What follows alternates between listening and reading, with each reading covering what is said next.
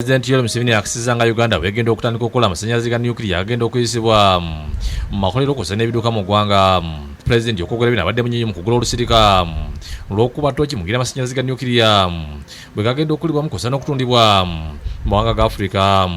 Museveni agamba nti wankubadde Uganda ekola amasannyalaze agava mu mazzi n'amaanyi g'enjuba neetegamala okusinziira ku misinde enkulaakulana kw'eddukira nga n'olwekyo kyetaagisa okwenyigira mu kukola amasannyalaze aga nuclear.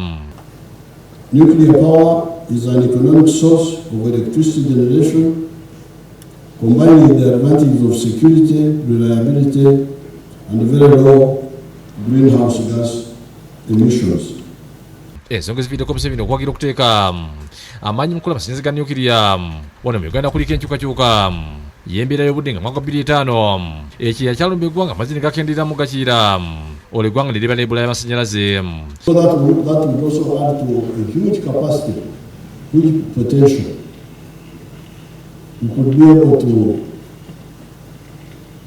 immunize ourselves against all these other dangers caused by climate change, causing shortage to fresh water.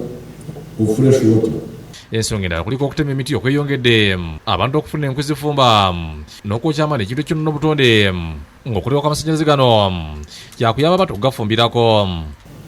Therefore, the option of nuclear is a very wise one, and we should not waste time on that as we normally do with other issues concerning Africa.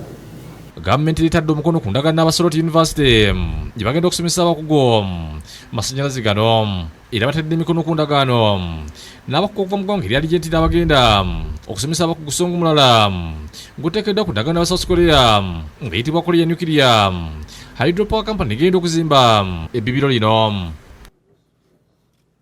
Download the app on App Store or Google Play Store now.